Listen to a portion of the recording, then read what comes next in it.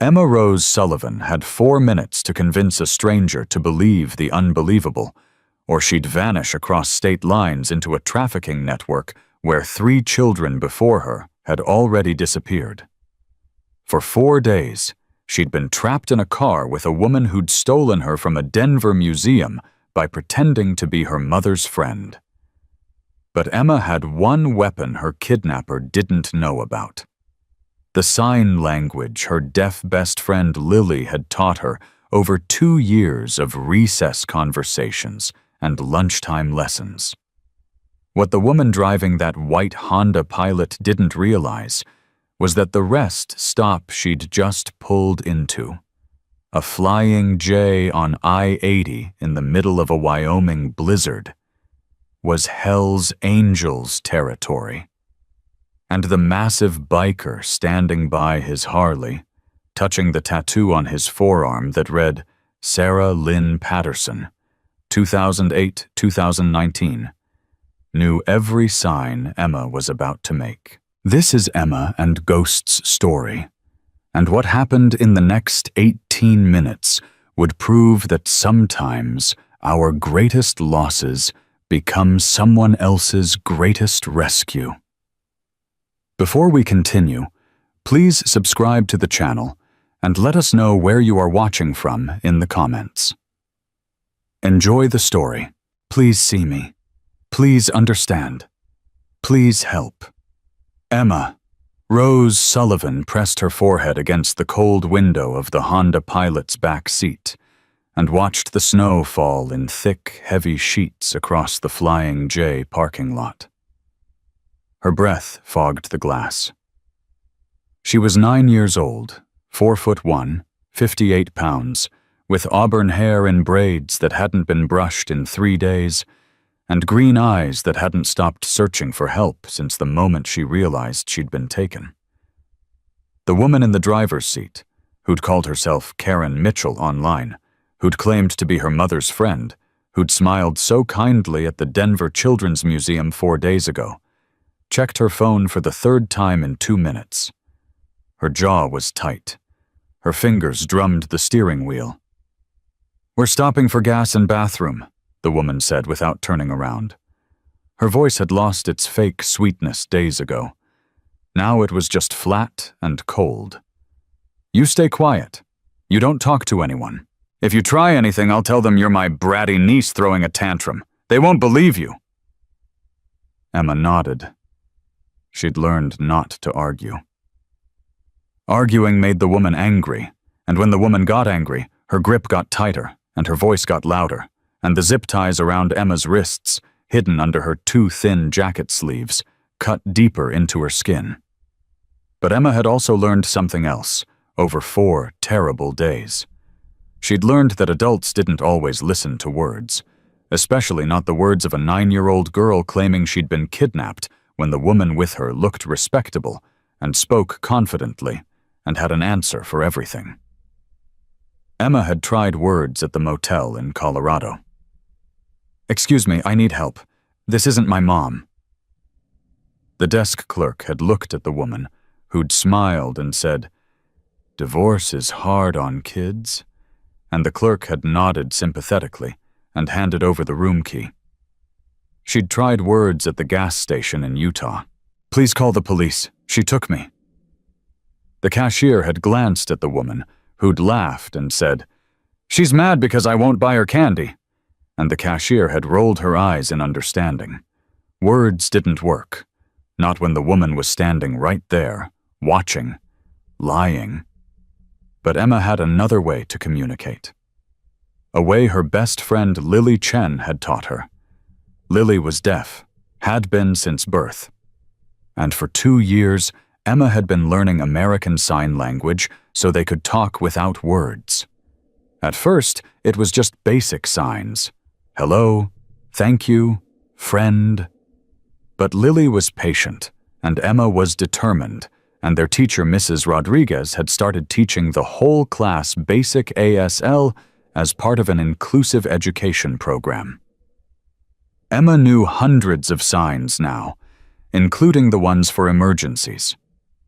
Help, danger, Not safe. Lily had explained once, very seriously, that deaf people used hand signals when they couldn't speak, that in crowded places or emergencies, signing could get attention when shouting couldn't, that there were universal distress signals in the deaf community. Emma had never imagined she'd need them like this.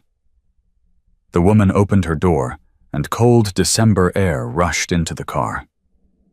15 degrees, the dashboard had said. Emma's thin pink fleece jacket, all she'd been wearing when she was taken from the museum, wasn't enough. She'd been cold for 4 days straight. "Come on!" The woman's hand clamped on Emma's shoulder, pulling her from the back seat. Emma's feet hit the snowy pavement. Her sneakers, summer sneakers, not boots, were soaking wet within seconds. She shivered so hard her teeth chattered. The Flying J parking lot was maybe a third full. Truckers and travelers, all bundled in heavy winter coats, all moving fast to escape the storm. The blizzard had started an hour ago, and visibility was maybe 100 feet. Snow swirled in the wind, and Emma's eyes watered from the cold. She scanned the parking lot desperately, looking for someone. Anyone who might help. There, a family loading a minivan, mom buckling kids into car seats, dad checking tire pressure. Too busy, too focused on their own children. There, an elderly couple shuffling toward the convenience store entrance, arms linked, heads down against the wind. Too slow, too far away. There, truckers in a cluster by the diesel pumps, talking and laughing. Backs turned. Not looking. And then Emma saw him. A man. Massive. 6'3" at least, maybe 240 pounds, wearing a black leather vest over a gray hoodie, despite the freezing cold. His vest had patches, a skull with wings, Hell's Angels, Wyoming, Sergeant at Arms. He stood by a Harley-Davidson motorcycle, holding a paper coffee cup in one gloved hand, staring at nothing. His face was weathered and sad, with a salt and pepper beard and deep blue eyes that looked like they'd seen too much. He looked scary. He looked like someone her mother would have told her to avoid. But he also looked strong. Strong enough to help. Strong enough to stop the woman. Emma made a decision in the space between heartbeats. The woman was 3 steps ahead, pulling her toward the convenience store entrance. Emma stumbled deliberately, making the woman stop and turn. "Keep up," the woman snapped. Emma looked past her, looked directly at the biker. He wasn't looking at her yet. He was staring down at his coffee, his other hand touching something on his right forearm. A tattoo. Emma could just barely see. Letters and wings. Emma raised her right hand as naturally as she could, like she was stretching, like she was cold and trying to warm her fingers. But what she actually did was make the sign Lily had taught her 2 years ago. Help. Right fist placed on left open palm, both hands raised together in a lifting motion. She held it for 3 seconds. Her heart hammered so hard she thought it might crack her ribs. The biker's head turned. His blue eyes locked onto hers. Emma mouthed silently, carefully, "Please." Then she repeated the sign. Help. Slower this time. More deliberate. The biker's expression changed. His whole body went still, like he'd been turned to stone. Emma added a second sign. Danger. Both hands crossed at the wrists, shaking. The woman's hand clamped on Emma's shoulder, spinning her around. "Bathroom, now!" The fake sweetness was gone. The woman had seen Emma looking at someone. She was suspicious. Emma looked back over her shoulder as she was dragged toward the store entrance. The biker was staring at her. His coffee cup had fallen from his hand. Hot liquid steamed in the snow. Emma made one more sign. Desperate, tiny, hidden from the woman by her body. Not safe. Hands shaking in the air at chest level. Then the woman pulled her through the automatic doors, and the biker disappeared from view. Emma's eyes burned with tears she wouldn't let fall. She'd tried. She'd done everything Lily had taught her. She'd asked for help the only way she could. But would he understand? Would he believe her? Or would he look away like everyone else? James Ghost Patterson stood frozen in the Flying J parking lot, snow settling on his shoulders, coffee soaking into the ground at his feet, staring at the automatic doors that had just swallowed a 9-year-old girl and her kidnapper. Because that's what she was. A kidnapper.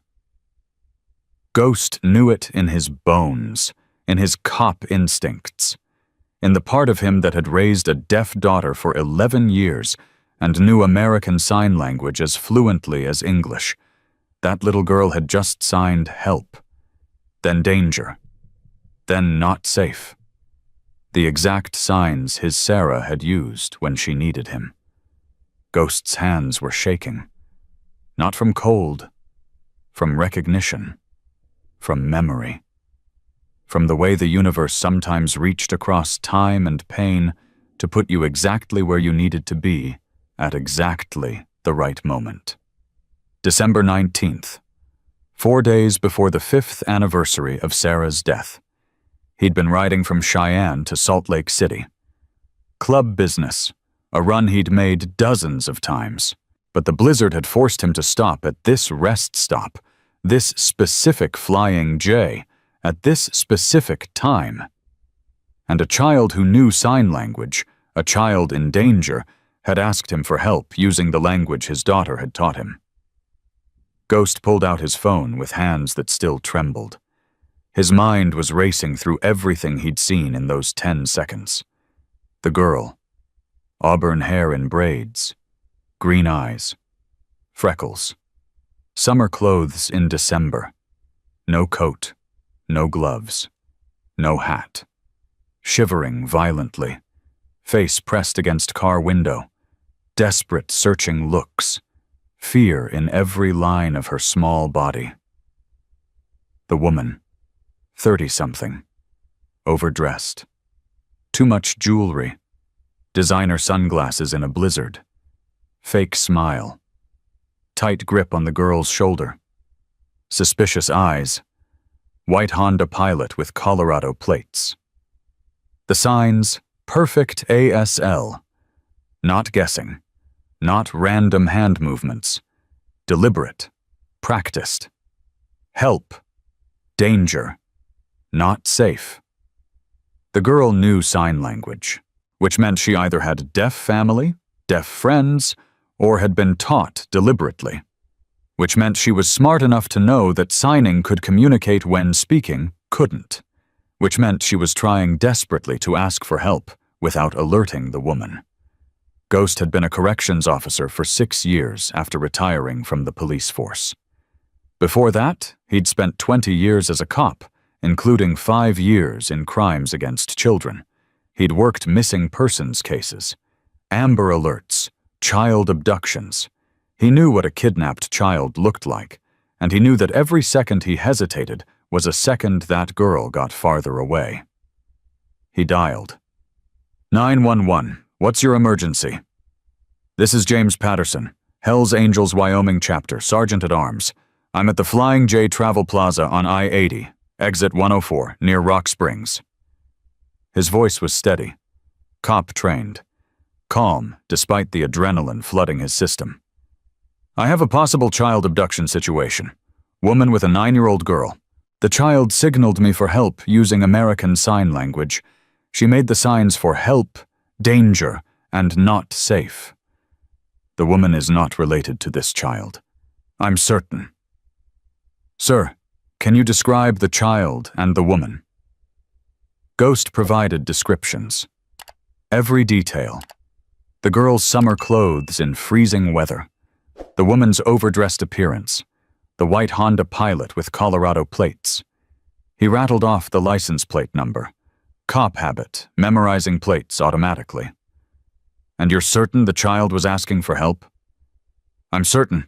I'm fluent in American Sign Language. My daughter was deaf." His voice caught for half a second. "The signs were deliberate and clear. That child is in danger. Units are being dispatched. Can you maintain visual contact without approaching?"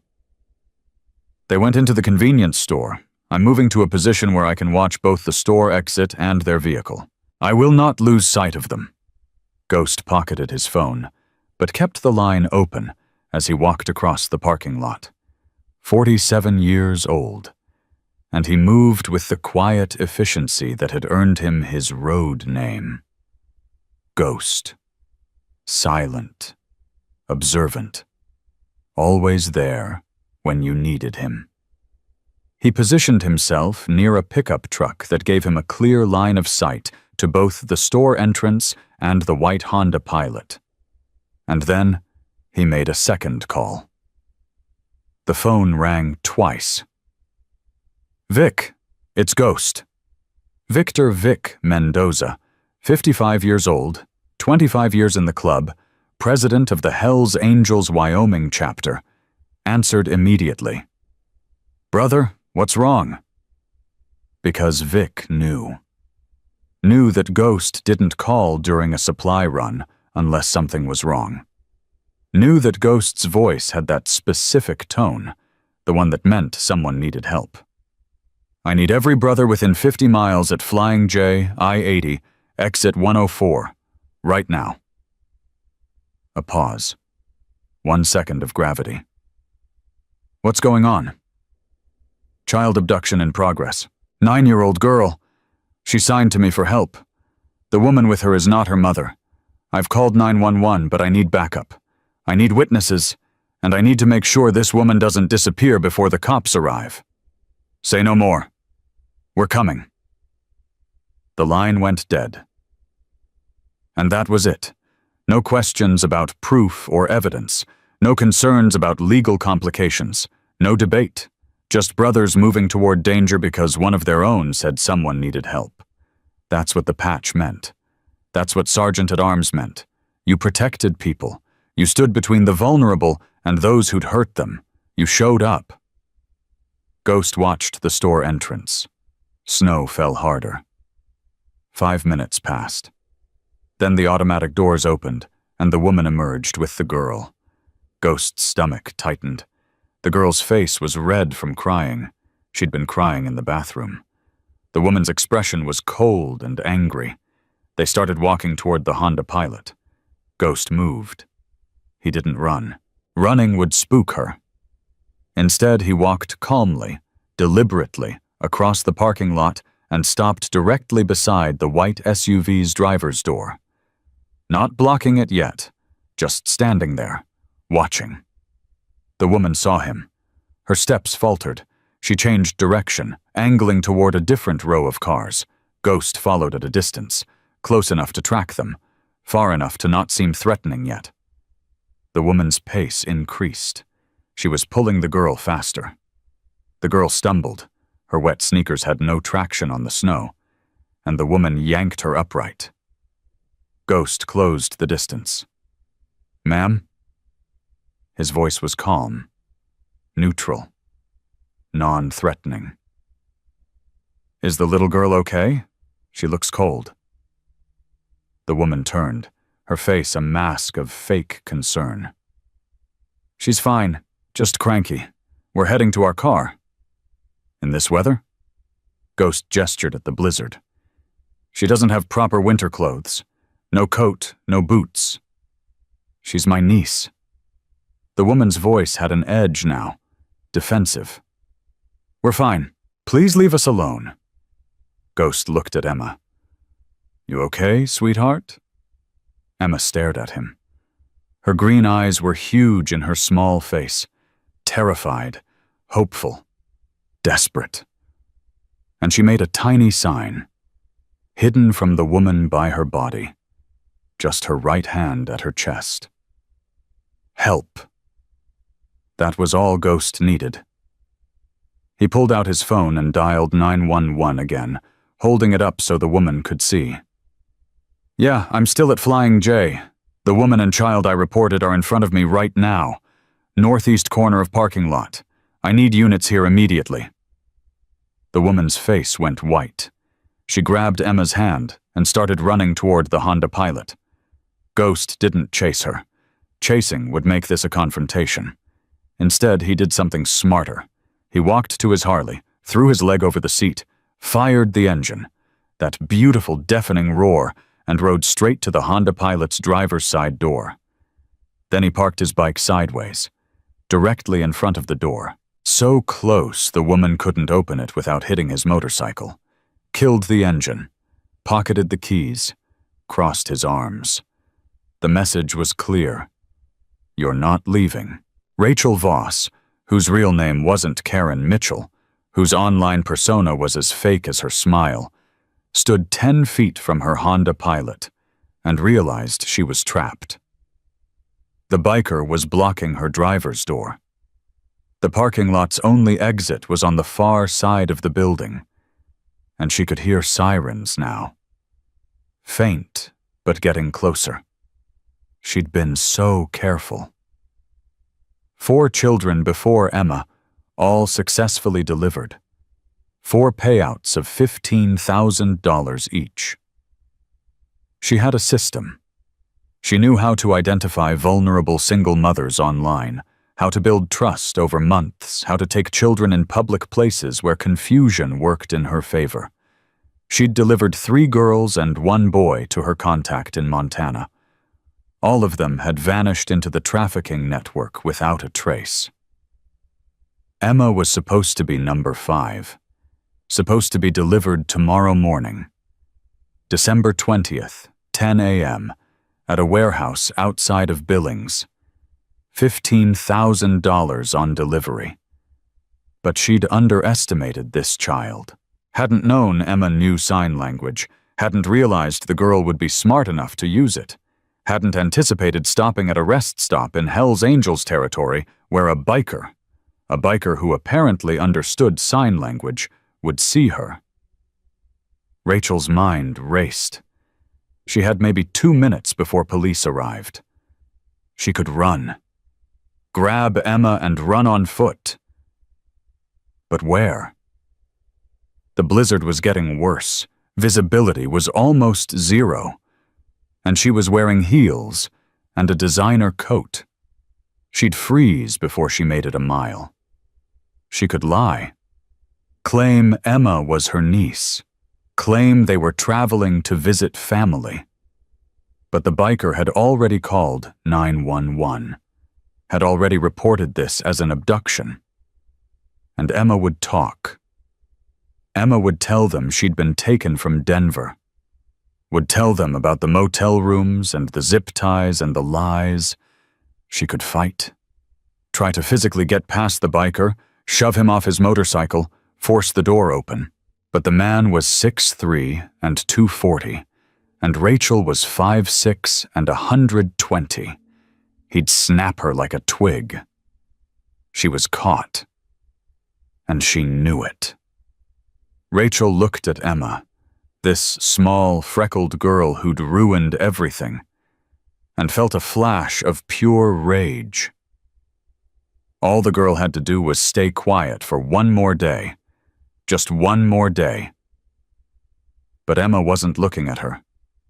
Emma was looking at the biker with an expression Rachel had never seen on any of the children she'd taken. Hope.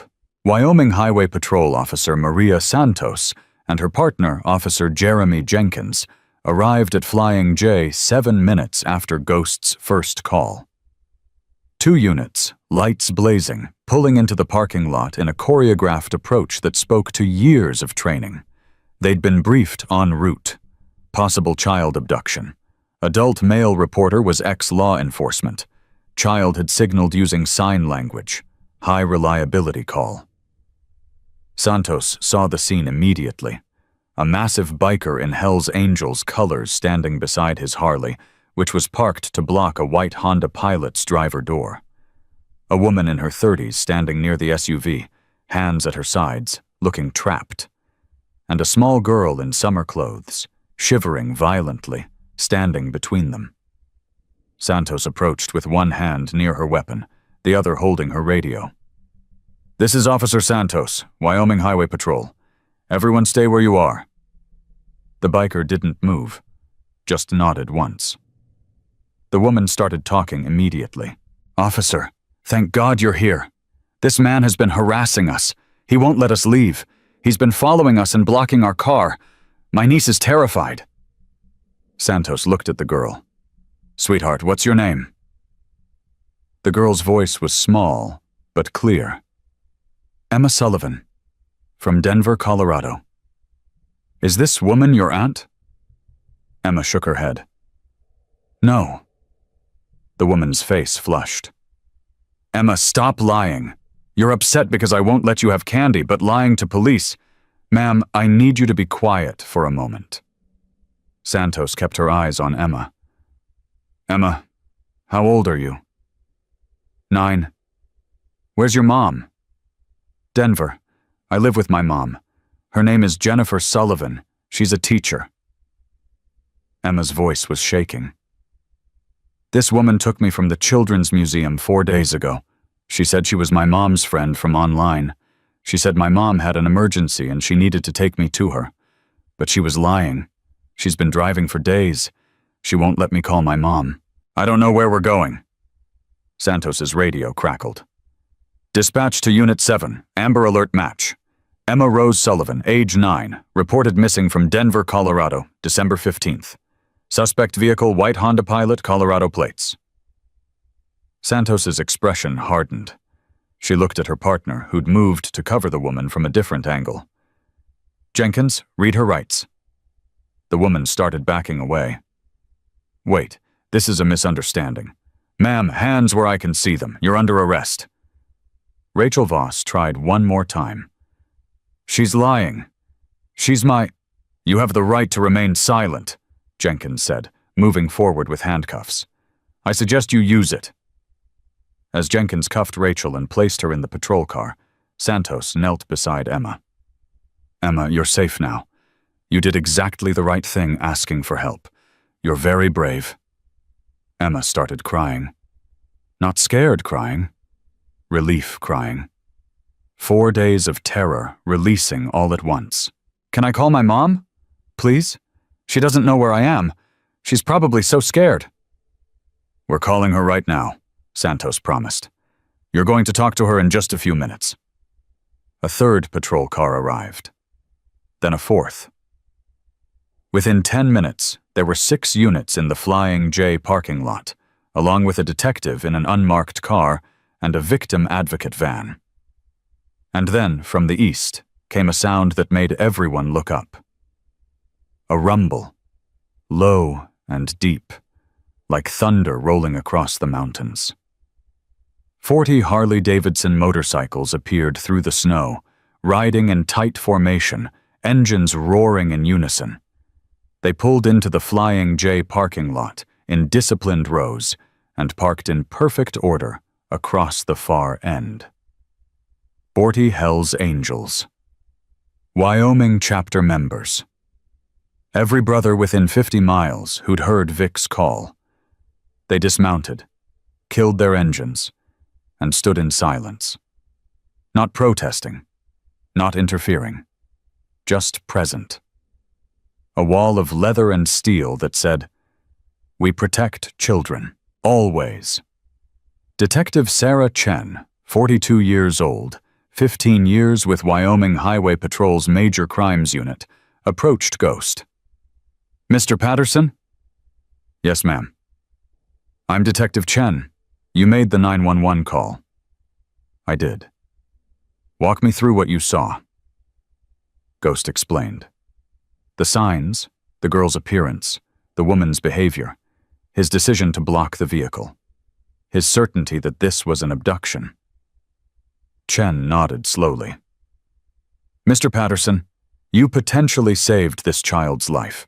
Rachel Voss is wanted in connection with 3 other missing children cases across 4 states. We've been looking for her for 18 months. if she'd made it to Montana, if she'd delivered Emma to her contact. She didn't finish. Didn't need to. Ghost's voice was rough. "How's the kid?" "Scared but physically unharmed. We're getting her checked out, then reuniting her with her mother. Mrs. Sullivan is driving from Denver right now." Chen paused. "Mr. Patterson, can I ask you something? How did you know sign language?" Ghost touched the tattoo on his forearm. "Sarah's name. The angel wings. My daughter Sarah was deaf from birth. I learned ASL to talk to her. She died 5 years ago. School bus accident." His voice cracked. "December 23rd. 5 years ago."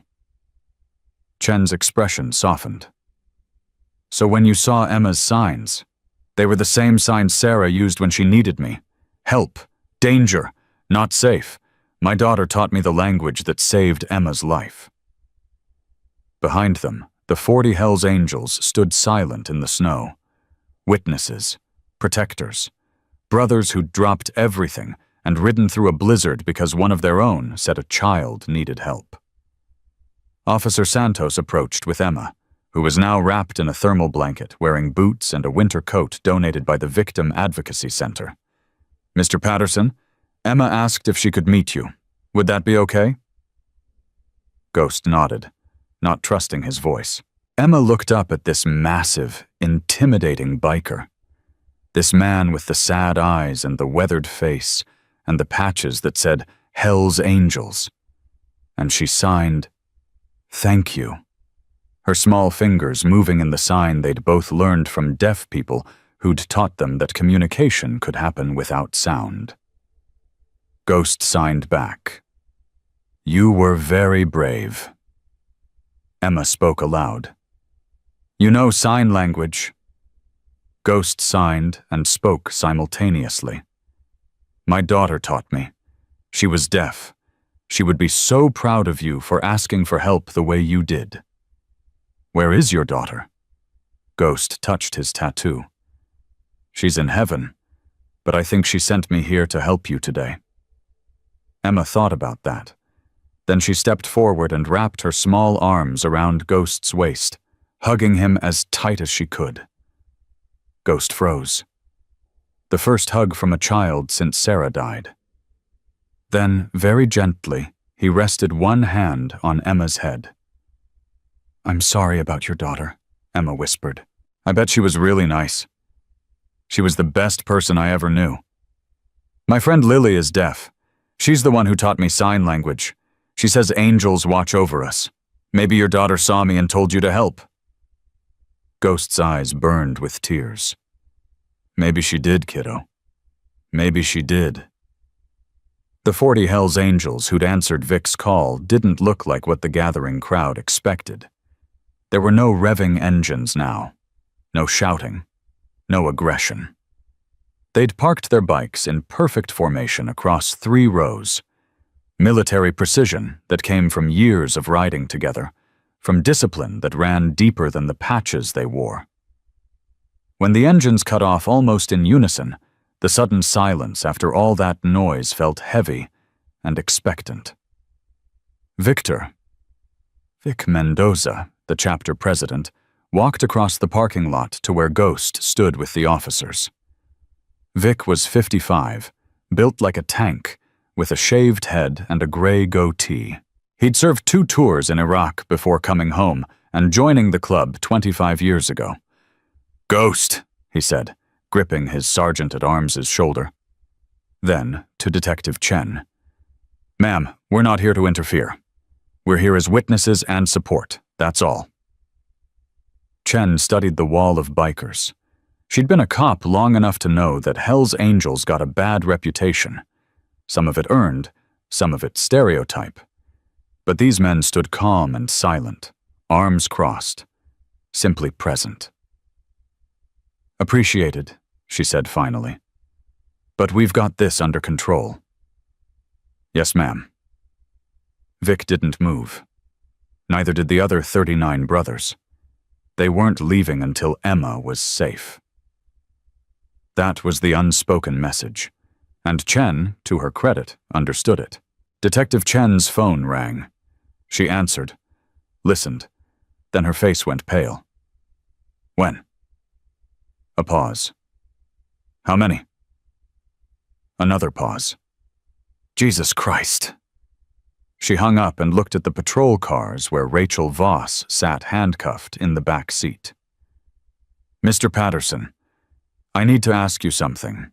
When you saw Emma, did you notice anything specific about her appearance, beyond the summer clothes? Ghost thought back. She was underdressed for the weather, shivering badly. Her jacket was too thin. Her sneakers were soaking wet. No hat, no gloves. She looked like she'd been grabbed without time to pack appropriate clothing. And the woman? Overdressed, designer coat, expensive jewelry, trying too hard to look legitimate and wealthy. Chen nodded grimly. That tracks with the FBI's profile. Rachel Voss targets single mothers online. She spends months building trust. Then she takes their children in public places, museums, parks, shopping centers, places where confusion works in her favor. The mothers think their kids are with a friend. By the time they realize something's wrong, Voss is gone. How many? Ghost's voice was flat. 4 confirmed victims before Emma. 3 girls, 1 boy, ages 7 to 11. All taken from single mothers who'd befriended Voss online through parenting support groups. Chen's jaw tightened. The children were delivered to a trafficking network operating across Montana, Wyoming, and the Dakotas. We've been investigating for 2 years, but Voss always stayed 1 step ahead. Ghost felt sick. The other 4 kids? 2 were recovered 8 months ago when we busted a safe house in Billings. They're with their families now, receiving therapy. The other 2... Chen stopped. We're still looking. The weight of that settled over everyone. 2 children still missing. Still out there. Still in the network. Emma could have been the 3rd. Officer Santos brought Emma to the victim advocacy van, where a counselor named Lisa Martinez waited with hot chocolate, blankets, and donated winter clothes that actually fit. Emma, sweetheart, we need to ask you some questions about what happened. Is that okay? Santos kept her voice gentle. Emma nodded, wrapped in a blanket, holding the hot chocolate with both hands, like it was the most precious thing in the world. Can you tell me how you met the woman who took you? Emma's voice was small but steady. My mom met her online, in a group for single parents. Her name was Karen Mitchell. At least that's what she said her name was. They talked for a long time, like 6 months. Karen said she had a daughter, too. She showed my mom pictures. Did your mom ever meet Karen in person before the day you were taken? No. Karen said she was driving through Denver and wanted to meet. Mom thought it would be nice. She brought me to the Children's Museum because Karen said her daughter would like it. Emma's hands tightened on the cup. But Karen didn't have a daughter. She was lying about everything. What happened at the museum? Mom was buying tickets. Karen said she'd take me to the bathroom. I thought it was okay because Mom trusted her. But we didn't go to the bathroom. We went out a side door. There was a car waiting. Karen put me in the back seat and drove away. Did you try to get help? I tried to tell people at the first motel, the man at the desk. But Karen said I was her niece, and I was mad about the divorce. He believed her. Emma's voice cracked. I tried to tell a lady at a gas station, but Karen said I was being bratty about candy. The lady rolled her eyes and didn't listen.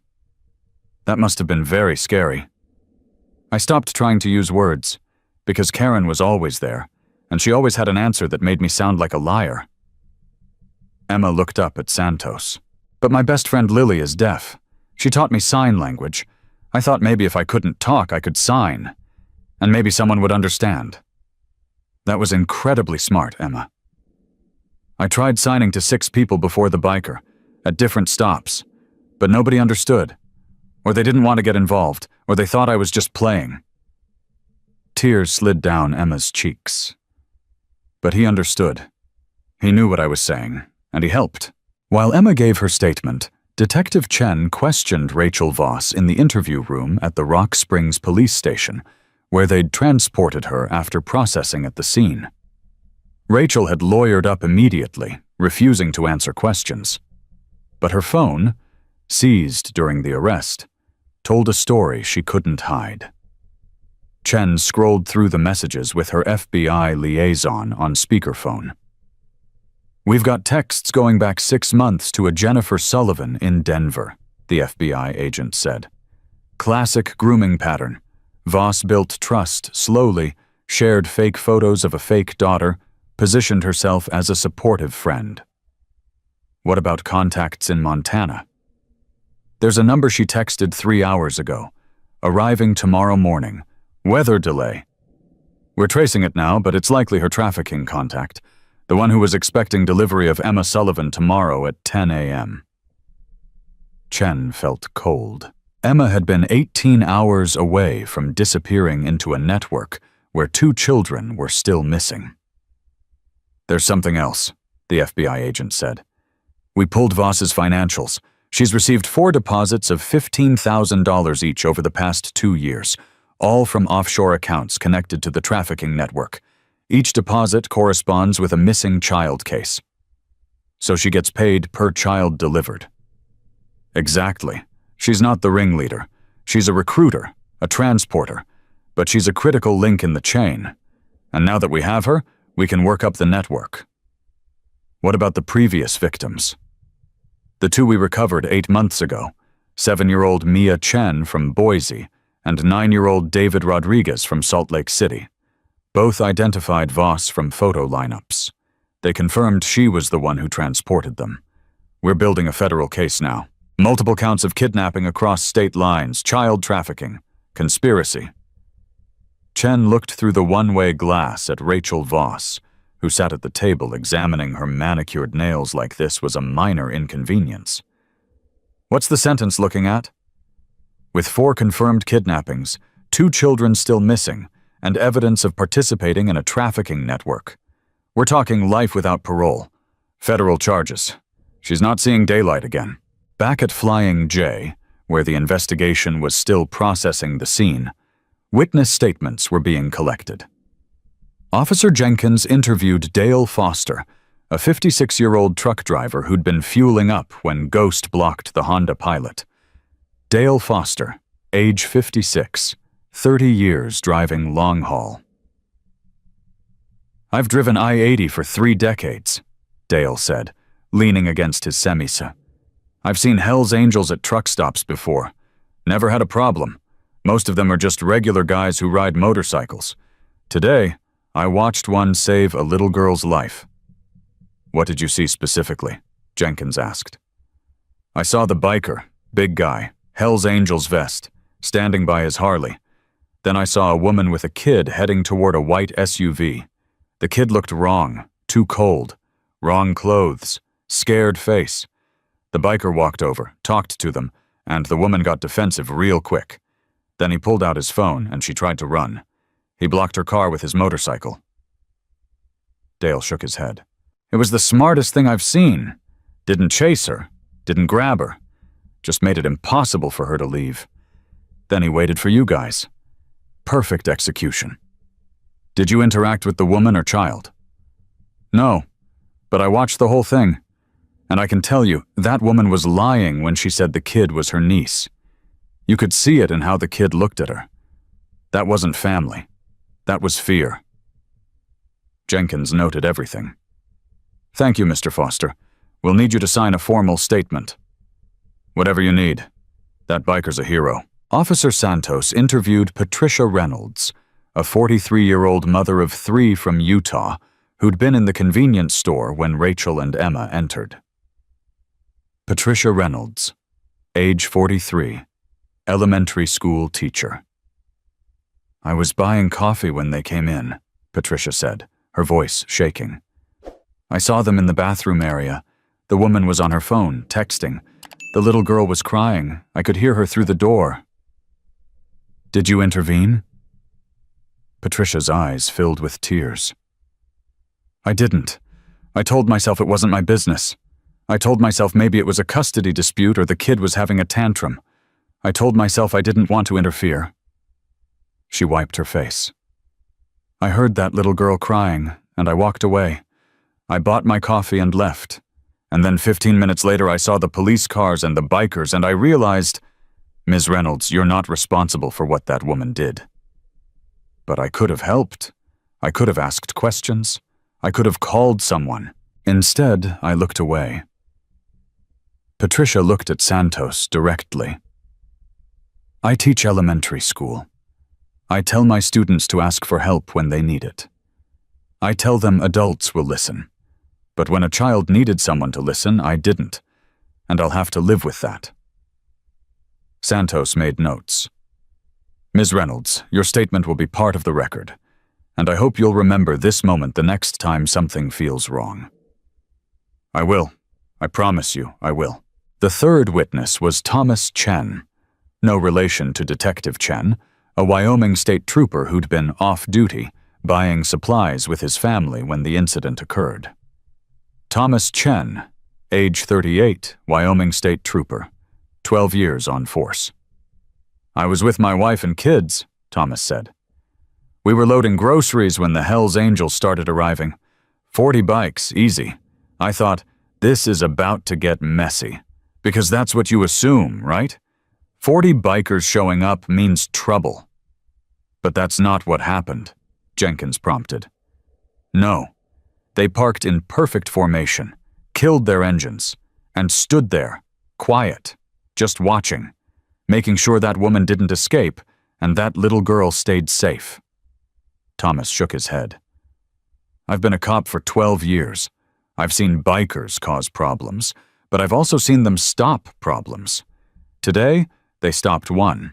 They didn't interfere with our investigation. They didn't threaten anyone. They just created a wall of witnesses that said, this child matters. We're not looking away. Did you interact with any of the club members? Yeah, their president, Vic, I think his name was, came over and introduced himself. Very respectful. Said they were there as support and witnesses. Asked if we needed anything. When I said we had it under control, he nodded and stepped back. But he didn't leave. None of them did. They stayed until that little girl was safe. Jenkins nodded. How do you feel about their presence? Initially? Nervous. 40 bikers showing up at an active scene isn't protocol. Thomas paused. But I'll tell you what I told my kids afterward. I said, remember this. Don't judge people by how they look. Judge them by what they do. Those scary-looking bikers, they protected a little girl. They showed up because someone said a child needed help. That's what real strength looks like. As the sun began setting over the Wyoming mountains, painting the snow in shades of orange and pink, Detective Chen gathered the key players. Ghost, Vic, Officers Santos and Jenkins, and the FBI liaison on speakerphone. Here's where we are, Chen said. Rachel Voss is in custody, facing federal charges. 4 counts of kidnapping across state lines, conspiracy to commit human trafficking, child endangerment, and participation in a criminal enterprise. The FBI is using her phone records to trace the trafficking network. We've identified her contact in Montana, and raids are being coordinated as we speak. What about Emma? Ghost asked. Her mother is 30 minutes out. Emma's been medically cleared. No physical injuries, but she'll need significant therapy. Child Protective Services has already assigned a caseworker. We're coordinating long-term support. Chen looked at Ghost. Mr. Patterson, I've been a detective for 15 years. I've worked dozens of missing children cases. Most of them don't end like this. Most of them... She stopped. What you did today, trusting your instincts, acting immediately, blocking that vehicle, it saved Emma's life. There's no question. I just paid attention, Ghost said quietly. Most people don't. That's the problem. Chen pulled out a file. I want to show you something. She opened it to reveal a case file from 18 months earlier. A photograph of a 7-year-old girl with dark hair and brown eyes. Sophia Martinez, taken from a park in Boise by Rachel Voss. Sophia's mother had befriended Voss online. Same pattern. Voss offered to watch Sophia at the park while the mother took a phone call. When the mother turned around, they were gone. Ghost's jaw tightened. What happened to her? Sophia was transported to Montana, held in a safe house for 3 weeks before we found her during a raid. She's home now. Alive. But she spent 3 weeks in hell because Rachel Voss targeted her mother's loneliness and vulnerability. Chen pulled out another file. Mia Chen, age 7. Same story. Online grooming, public abduction, transported to Montana. Found in the same raid as Sophia. Another file.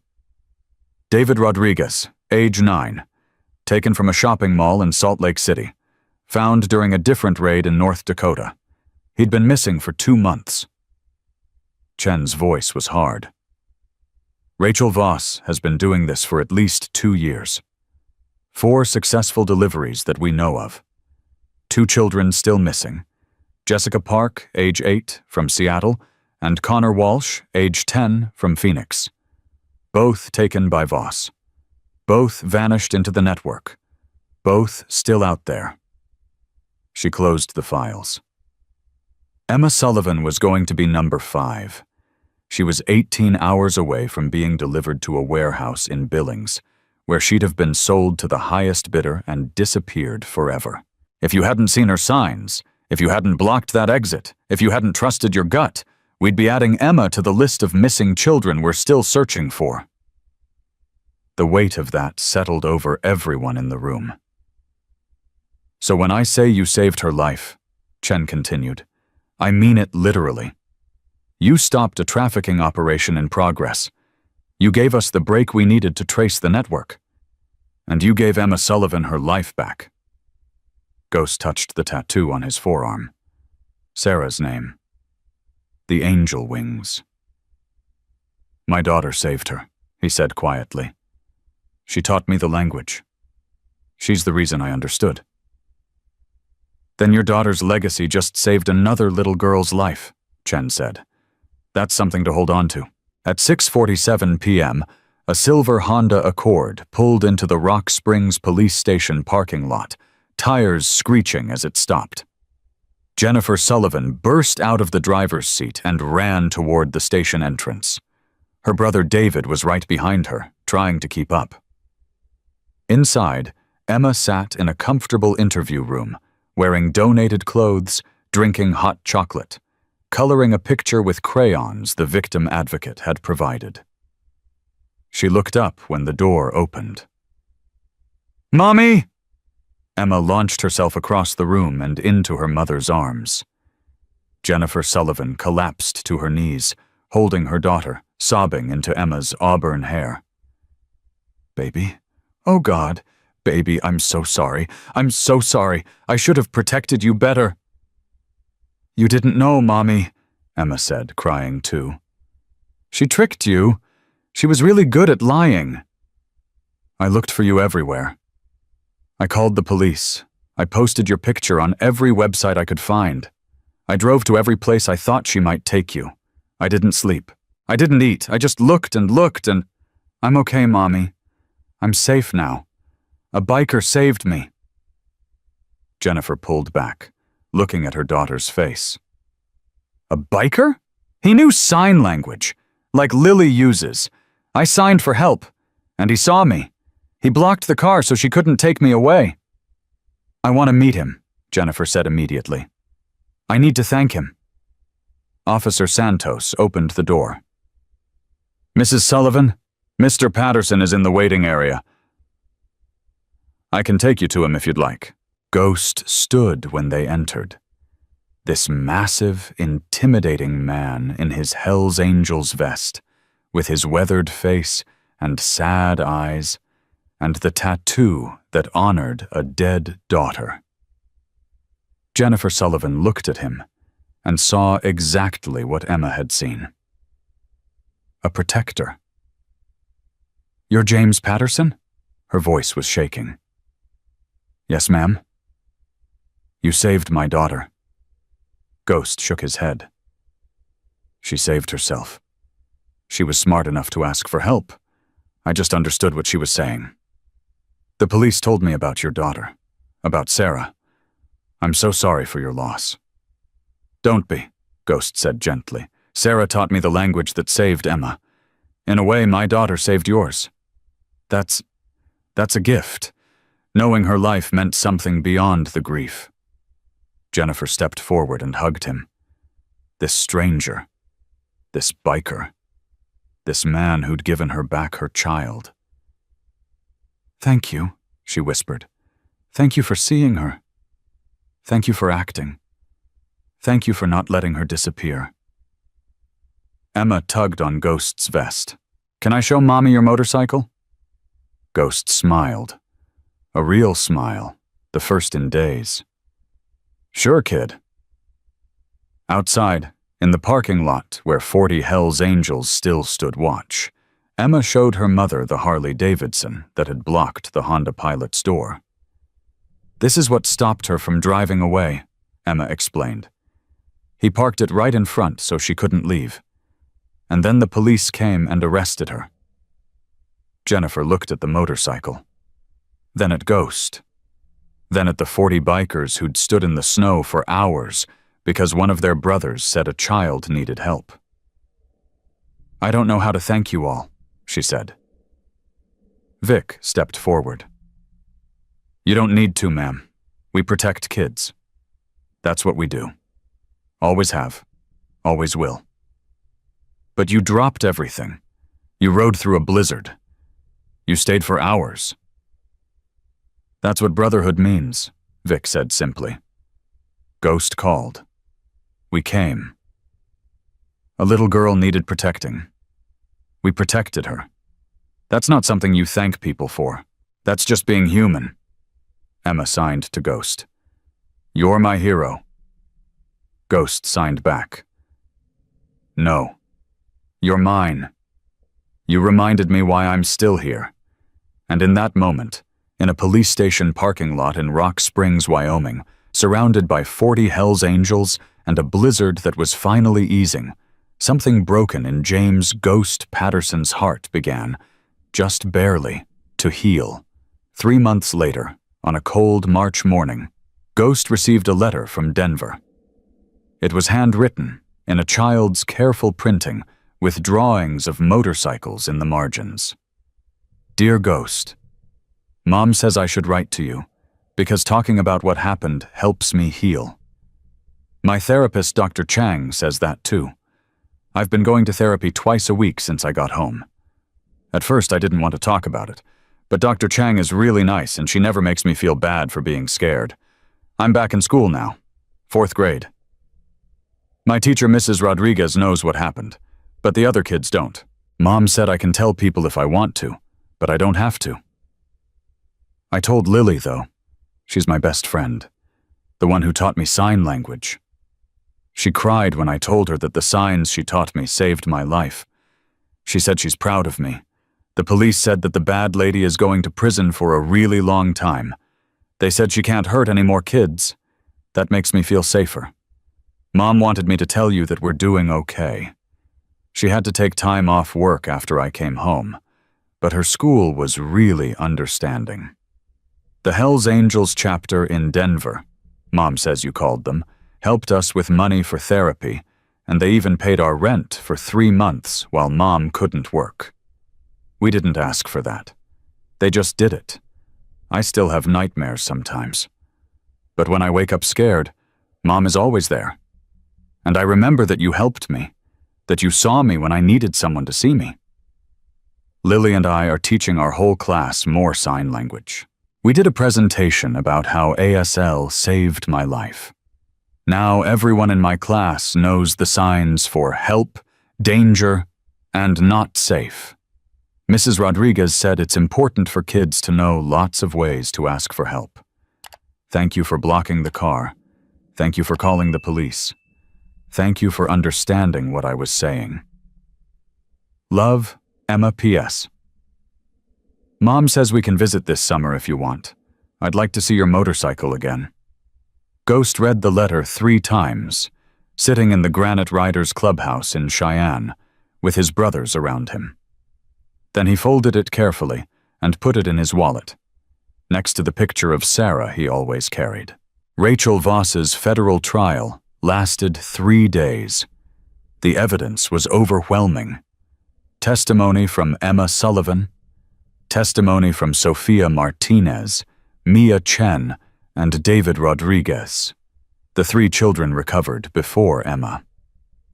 Financial records showing 4 $15,000 payments, text messages coordinating deliveries, phone records connecting her to the trafficking network.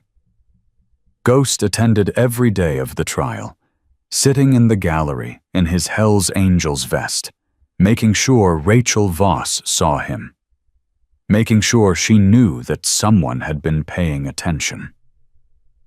When the verdict came back, guilty on all counts, Ghost felt something release in his chest. Not satisfaction, not revenge, just closure. The judge handed down the sentence without hesitation.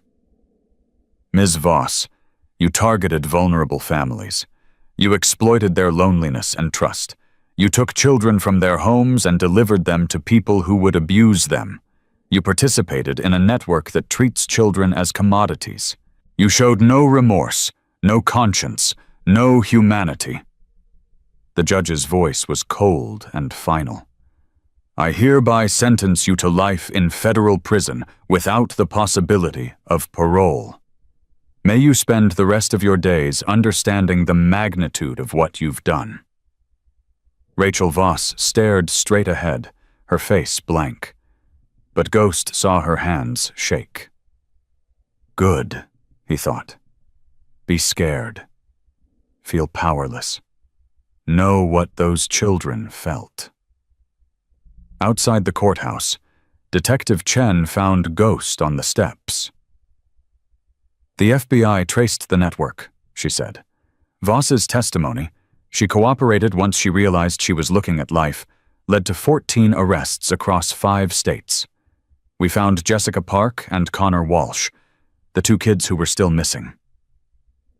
Ghost's throat tightened. They're alive?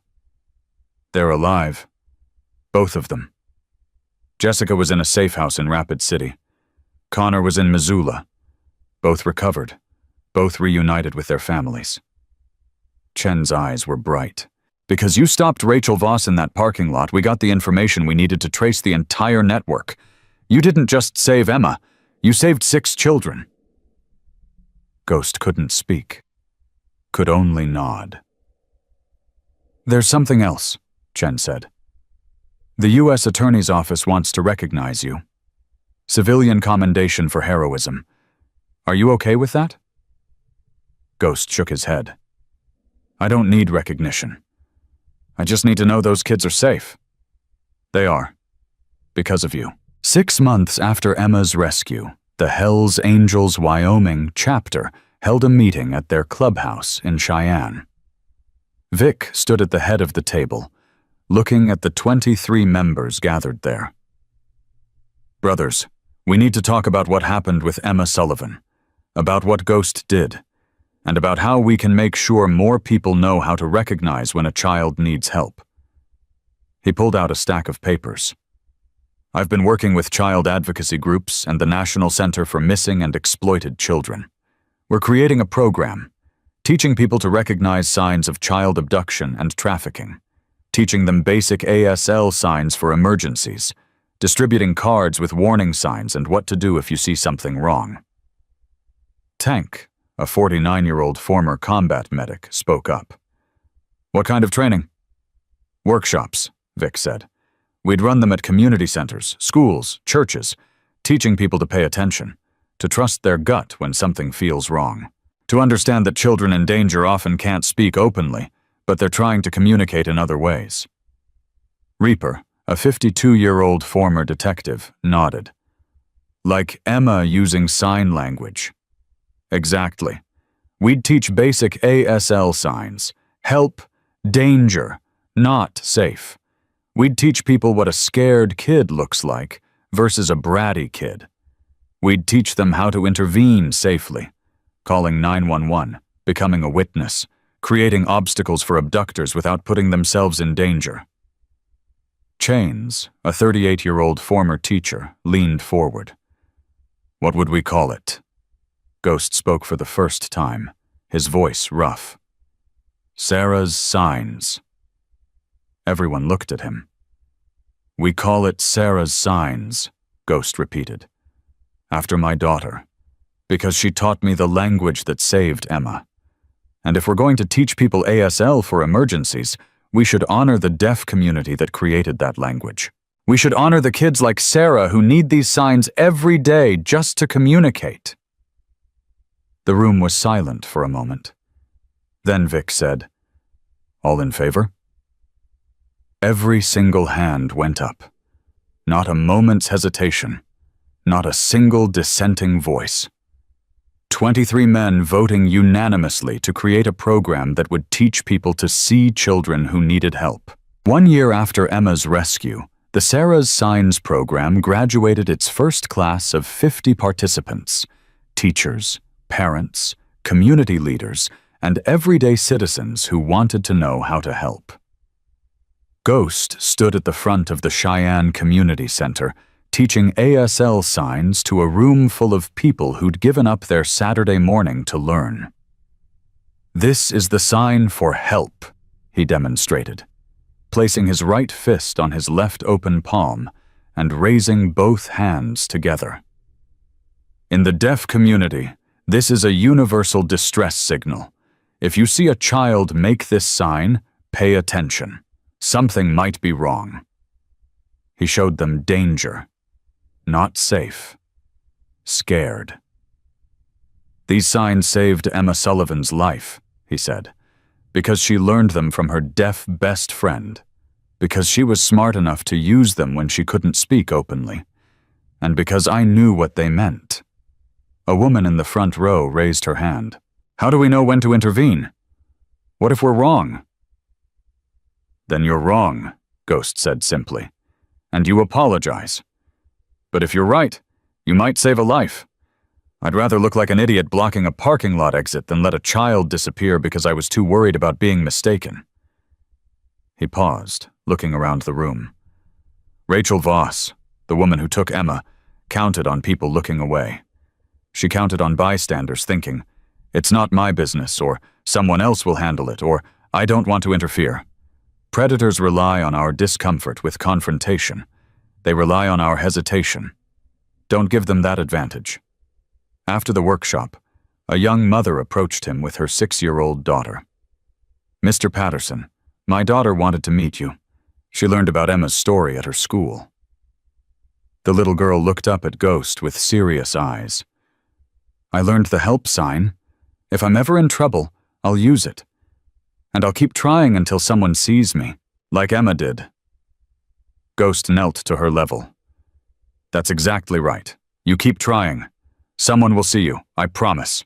3 years after Emma's rescue, the Sarah's Signs program had expanded to all 50 Hells Angels chapters across the country. The statistics were staggering.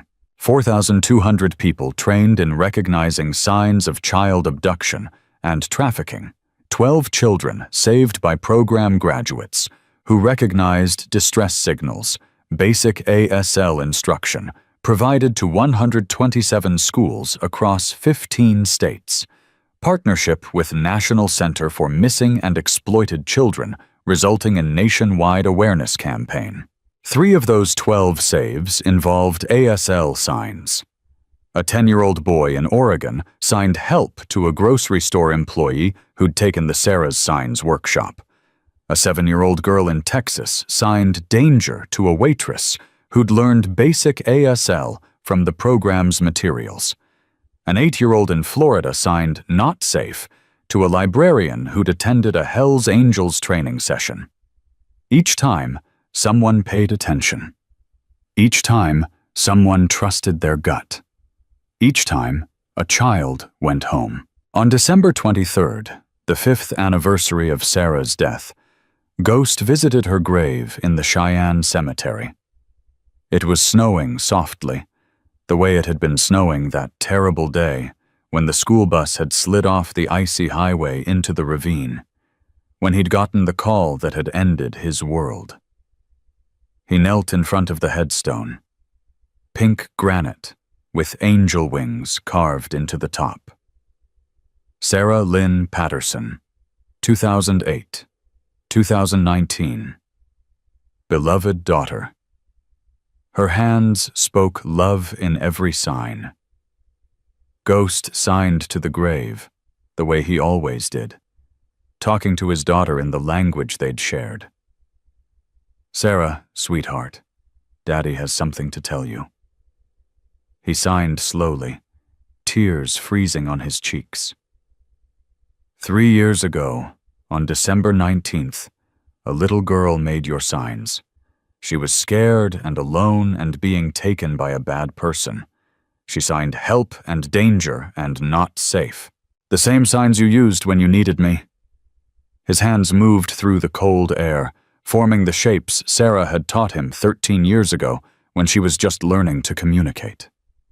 And Daddy saw her, because you taught me to see. Because you taught me the language. Because loving you prepared me to help her. Ghost touched the headstone, cold granite under his gloved hand. We created a program in your name. Sarah's Signs. We're teaching people ASL for emergencies. We're teaching them to pay attention. We're teaching them that children in danger need adults who will see them and believe them and act. He spelled out the numbers in ASL.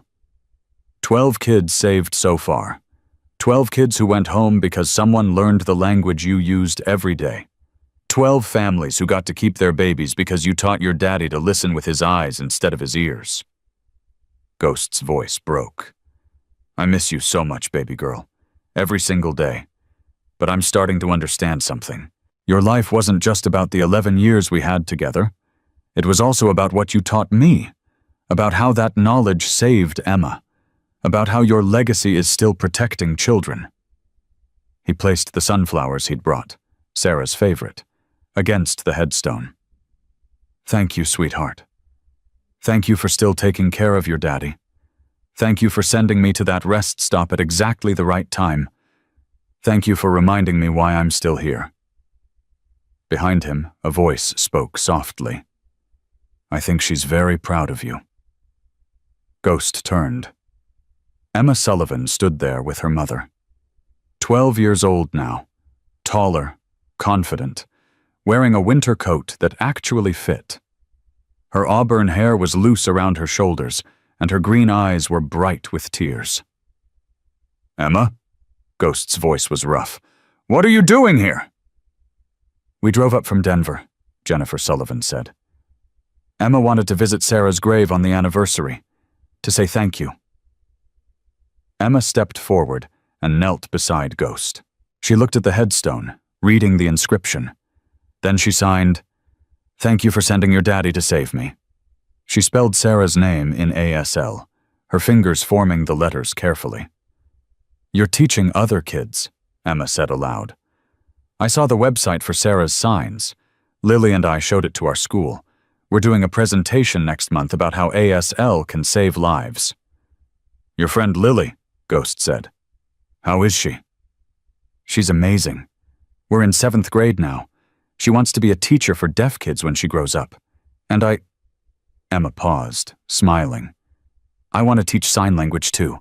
I want other kids to learn what Lily taught me, so if they're ever in trouble, they have more ways to ask for help. Ghost's chest felt tight. Sarah would love that. Do you think she knows? Emma asked. That her language saved me? I think she does, Ghost said. I think she's proud of both of us. You for being brave enough to ask for help, me for being smart enough to see you, And Lily for being the kind of friend who teaches someone a whole language just so they can talk to each other. Emma pulled something from her pocket. A photograph, slightly worn. This is Lily and me. I wanted Sarah to see her, the friend who saved my life without even knowing it. She placed the photo against the headstone, next to the sunflowers. Two 12-year-old girls, arms around each other, grinning at the camera. One speaking with her voice, one speaking with her hands, both speaking the language of friendship. Ghost looked at the photo, at the sunflowers, at the headstone that honored his daughter. And he realized something. Sarah's death hadn't been meaningless. Her life hadn't ended in that snowy ravine 5 years ago. It had expanded, transformed, become something bigger than one girl, one father, one grief. Her legacy was Emma, safe at home. Sophia and Mia and David and Jessica and Connor, all rescued because Ghost had stopped Rachel Voss. The 12 children saved by people who'd learned Sarah's signs. The hundreds of kids learning ASL in schools across the country. The thousands of adults being taught to pay attention, to trust their instincts, to act when children needed them.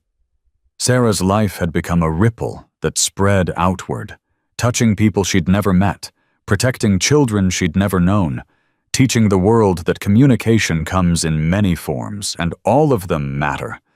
Ghost signed to his daughter's grave one more time. Your voice isn't silent, baby girl. It's louder than ever, and it's still saving people. The three of them stood in the snow. A biker, a teacher, and a 12-year-old girl, connected by loss, by rescue, by the language that had bridged the space between desperation and hope. As they walked back toward the cemetery entrance, Emma took Ghost's hand. She signed with her free hand. "You're my hero." Ghost signed back. "No, you're mine. You reminded me that pain can have purpose." Emma smiled. "My therapist says that healing doesn't mean forgetting what hurt you. It means learning to carry it in a way that makes you stronger." "Your therapist is smart." "She is. She also says I should keep telling my story, because other kids need to know that asking for help works, that there are people watching, that you're never completely alone, even when it feels like it." They reached the parking lot where Jennifer waited by their car and where 40 Hell's Angels had gathered. Word had spread that Ghost was visiting Sarah's grave, and the brothers had come to stand with him, the way they always did. Vic approached, gripping Ghost's shoulder. "How you doing, brother?" "Better," Ghost said. And he meant it. Because for the first time since Sarah died, December 23rd didn't feel like just an anniversary of loss. It felt like a reminder of legacy, of love that outlived death, of the way our greatest pain could become someone else's greatest rescue. The final message. This story isn't really about motorcycles or patches, or even about one rescue on a snowy December afternoon. It's about the ways we communicate when words fail us. About the languages we learn for love, and how those languages can save lives in ways we never imagined. Emma Sullivan learned American Sign Language because she wanted to talk to her best friend, Lily. A simple act of friendship. A child's desire to connect with someone who communicated differently. 2 years of lunch periods and recess conversations, learning a language most of her peers never bothered with. That friendship saved her life. James Ghost Patterson learned American Sign Language because he wanted to talk to his daughter, Sarah. A father's love for a child who couldn't hear. 13 years of patient practice, of learning to listen with his eyes, of discovering that communication is about connection, not sound. That love saved Emma's life. And now, 3 years later, 4,200 people have learned basic ASL through Sarah's signs. Not because they have deaf family members, not because they're required to, but because they understand that giving children more ways to communicate gives them more ways to ask for help. 12 children are alive and home because someone in a parking lot or grocery store or library recognized that a child's hands were saying what their mouth couldn't. If you've ever felt invisible, this story is for you. Emma felt invisible for 4 days. She tried to tell people with words, and they didn't believe her. But she kept trying. She found a different way to communicate. She trusted that someone, somewhere, would understand. And someone did. If you've ever lost someone and wondered if their life mattered, this story is for you. Ghost lost Sarah and carried that grief for 5 years. But Sarah's legacy, the language she taught her father, saved a child she never met. Her life mattered in ways Ghost couldn't have imagined when he was drowning in loss. There are Emmas everywhere. Children in danger. People who need help but can't ask openly. Victims who are trying desperately to signal distress in whatever way they can. And the question is, are you paying attention? You don't need to know sign language to help, though learning even basic signs can save a life. You don't need to be 6'3" or ride a Harley or wear a patch. You just need to be willing to see people who are trying to be seen. Pay attention in public spaces. Notice when someone looks wrong, when their body language doesn't match their words, when a child seems too scared, when an adult's grip seems too tight. Trust your instincts when something feels off. Ghost could have talked himself out of acting. Could have thought, maybe I'm wrong. Maybe I'm overreacting. Maybe it's none of my business. But he trusted his gut. And he was right. Be willing to cause a scene if necessary. Ghost blocked a parking lot exit, made himself impossible to ignore, forced a confrontation. He risked looking foolish. He risked being wrong. But he chose potential embarrassment over letting a child disappear. Teach the children in your life that asking strangers for help in real emergencies is okay. Emma knew about stranger danger, but she also knew that when you're in genuine danger, you ask anyone strong enough to help. That's not contradictory. That's survival. Learn basic emergency signs. Help. Danger. Not safe. 3 simple signs that could help you recognize when someone needs you. The Sarah's Signs program has free resources online. 5 minutes of learning could save a life. And if you're someone who communicates differently, if you're deaf, if you use sign language, if you've taught someone ASL out of friendship or love, know that your language matters. Your way of communicating isn't less than. It's powerful. It creates connections that save lives. Lily Chen taught Emma Sullivan sign language because they were friends. That friendship became a lifeline 3 years later. Your kindness matters in ways you may never see.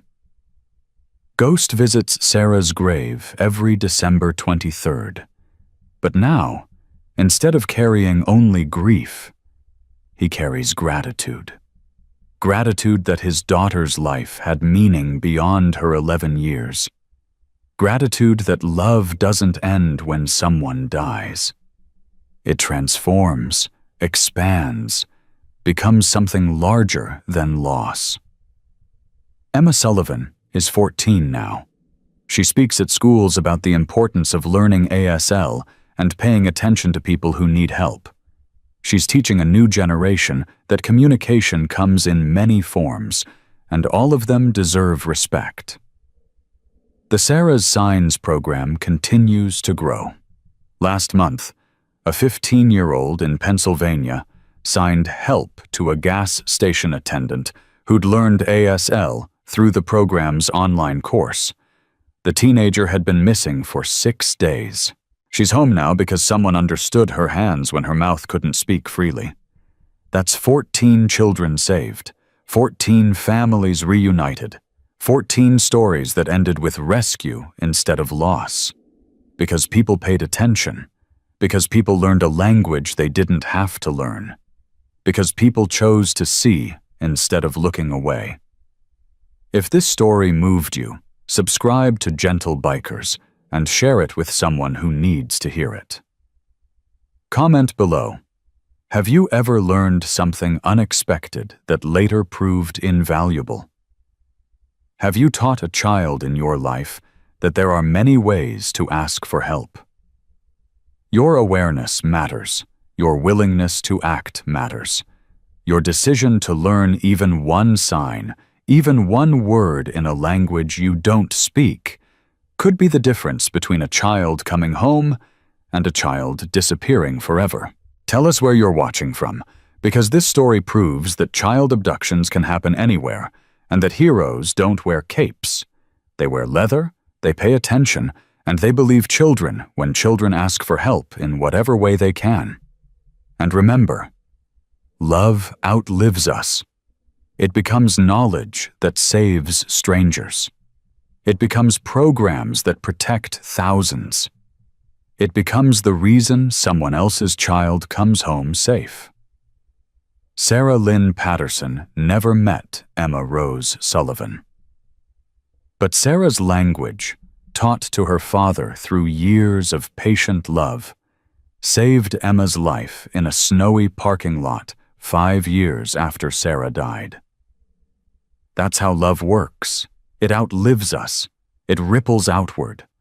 And it reminds us that even our greatest losses can become someone else's greatest rescue.